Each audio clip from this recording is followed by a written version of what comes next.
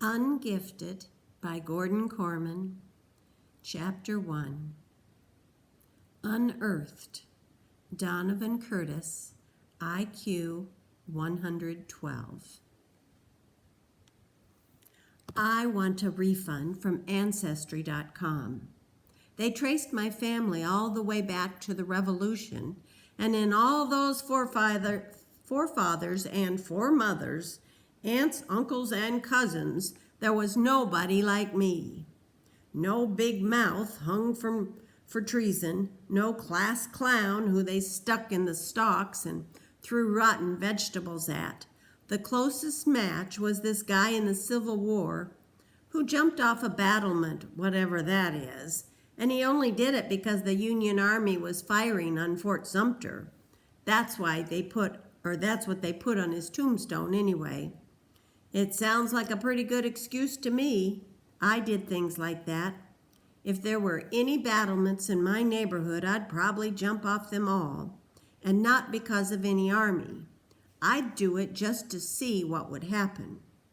Reckless, my mother called me. Poor impulse control. That's the school psychologist. You're going to break your idiot neck one day, or someone's going to break it for you. My dad. He was probably right. They were all right. But when the thing is right there in front of me and I can kick it, grab it, shout at it, jump into it, paint it, launch it, or light it on fire, it's like I'm a puppet on a string, powerless to resist. I don't think, I just do. It can be little things like throwing darts at a pool float to test my sister's swimming skills, or spitting back at the llamas at the zoo. Or it could be more creative, a helium balloon, a fish hook, and Uncle Mark's toupee. It can even be the smart alecky comments that got me voted most likely to wind up in jail in my middle school the last 2 years running. Our fans are great. Our team is nifty. We're going to get blown out by 50. See, that was probably not the wisest thing to say on the day of the big game against our basketball arch rivals, Salem Junior High. But I didn't just say it. I broadcasted over the PA system to the entire school. I don't know why I did it. The cheer was already fully formed in my mind.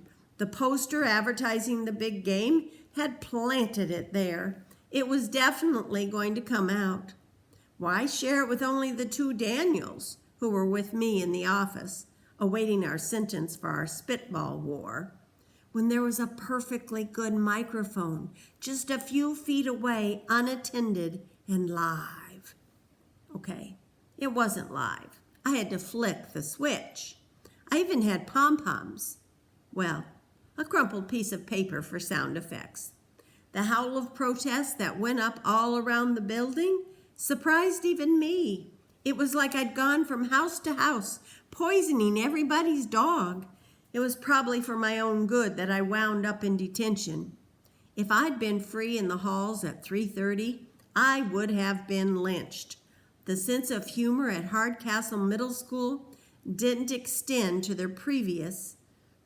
The sense of humor at Hardcastle Middle School didn't extend to their precious basketball team. "Why'd you say we're going to lose, man?" asked Waylon Kaiser, starting center, peering down at the top of my head from his 6'4" vantage. Why? Well, there was no logical explanation for what I did. It had to come from my DNA. That's why I needed Ancestry.com. I was the only kid in detention that afternoon. All crimes had been forgiven in order to pad... I got a message from Alex. Okay. All crimes had been forgiven in order to pad the audience for the big game against Salem, which had to have already started. All crimes, except mine, dissing the basketball team. Even the Daniels, 2/3 of the spitball war had been cut loose while I was doing time. The Daniels weren't at the game. I knew this because they were skulking in the bushes outside the detention room, making grotesque faces at me through the window. If they could make me laugh, and it wasn't easy to hold back, I'd be in even more trouble. As it was, Mr. Fender was checking his watch every 30 seconds. He wanted to be at that game, not babysitting me. Finally, he could bear it no longer. "I'll be right back," he told me sternly. The instant he was gone, the window was flung open from the outside. "Come on," hissed Daniel Sanderson. "Let's get out of here." "He's coming back," I protested. "No, he's not," scoffed the other Daniel Nussbaum. "He's going to the office to watch the feed from the security camera in the gym. You've only got 10 more minutes. If he's any kind of a basketball fan, you're golden." I was out the window like a shot, breathing sweet, free air. You see what I'm saying? The open road called, and I took it. This time, I'd needed a little help. That's where the Daniels came in. They helped me a lot. They'd helped me to the office with our spitball fight, and they'd helped me to the PA mic by daring me to do it. With friends like them, sometimes I wondered why I would ever need enemies. I turned on them. "Thanks for letting me take the fall alone. Your support was really touching." Nussbaum shrugged innocently. "I couldn't take credit for your poem." "It wasn't a poem. It just happened to rhyme." "Well, I've been meaning to talk to you about that," Sanderson put in. "Don't you think that's kind of dorky? I mean, who rhymes anymore?" "Nobody," I conceded. "Except the entire hip-hop community." I bounced a pine cone off his head, which only made him grin wider. We were at the top of the hill, looking down on the gym that we shared with Hardcastle High. The parking lot was jam-packed. A roaring cheer spilled out of the building. "Man, you couldn't fit a Hot Wheels car in there," Nussbaum exclaimed, taking in the crowded lot. "Salem versus Hardcastle is the place to be." "Come on, let's go check out the score," said Sanderson. "We can see if our nifty team will lose by 50. Yeah, Donovan, nice school spirit," Nussbaum added, like he had any. We started down, the Daniels jostling each other absently. A kind of friendly belligerence came naturally to those two. Maybe they were descended from the Hatfields and the McCoys. I'll bet the Daniels had never checked it out on Ancestry.com. And then the moment was upon me. I must have passed the statue of Atlas 1,000 times going back and forth on the campus of the Hardcastle Public Schools. Yet somehow it was like I'd never seen it before. It was not the Titan's broad, powerful shoulders supporting the bronze globe of the world and heavens that seemed so different. But since when did Atlas have such a big butt? Seriously, I knew he was a Titan, but I didn't know that the most titanic thing about him was his caboose. He looked like a reject from The Biggest Loser. Now, if you don't know what he's talking about, Google Atlas, Atlas, the statue, and look at it.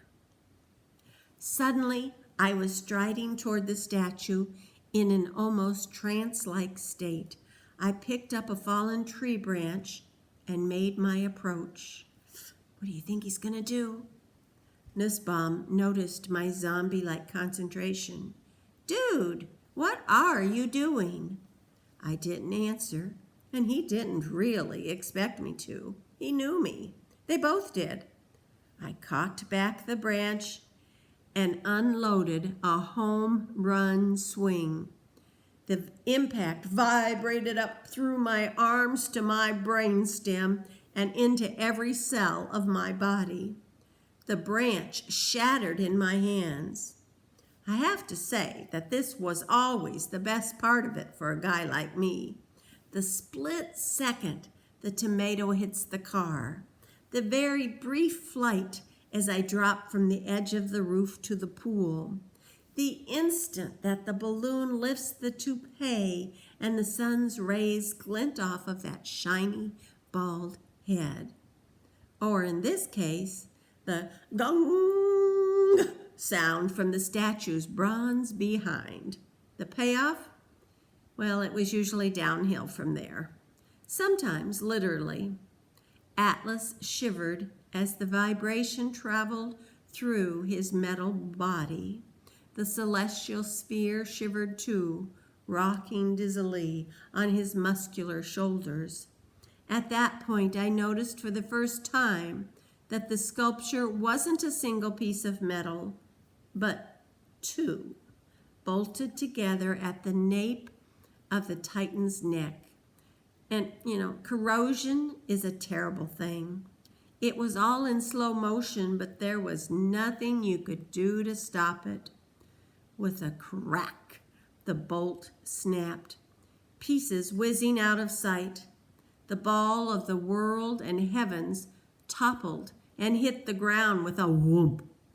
I was still wrapped up in the deed, lost in the moment. It took the twin gasp from the Daniels to break the trance, and by that time, the heavy ball was already rolling. Oh no! The big bronze globe careened down the hill toward the gym, picking up speed as it went. I ran after it, although what I thought I could do to stop it, I have no idea. "Help me!" I called to the Daniels, but they were heading in the opposite direction. They liked to watch me do stuff, but they had a lot less interest in hanging around for the consequences. Heart sinking, I projected the course of the runaway globe. The prognosis was not good. It was hurtling straight for the parking lot, where a whole lot of innocent cars were waiting to get bashed in. Desperately, I threw myself head first at the juggernaut. When my shoulders struck the heavy metal, it felt like running into a brick wall. If it changed the direction at all, it was about a millionth of an inch. Flat on my face now, all I could do was watch. The globe screamed down toward all that expensive machinery, bounced off an upturned curbstone, and caromed toward the building. The cars were safe, but the world and heavens were now on a collision course with the basketball game. It pulverized the glass doors, sending up a blizzard of shards that obscured the entrance. I heard a very sharp whistle blast, like the referee was calling a foul on Atlas, or possibly me. There was another relative on Ancestry.com. He wasn't very much like me. I doubt I would have remembered him at all except for his name, James Donovan. I'd wondered if I was named after him, although my mother claimed she'd never heard of the guy. He immigrated from Ireland in 1912, which would have been fine except that the ship he picked was, think Atlas here, the Titanic. As decision makers, he and I were pretty much on the same level. But get this, he didn't die. He didn't die. He was plucked from the freezing water alive. James Donovan was a survivor. If I'd inherited any of those skills, I had a sinking feeling they were about to come in handy. Tomorrow, unidentified. Dr. Schultz, IQ 127. An average IQ is somewhere between 90 and 110. Anything above 110, you're getting up there. You're getting really smart. And I think it's over 140, you're considered a genius. Just a little tidbit. See you guys tomorrow. Love you. Bye-bye.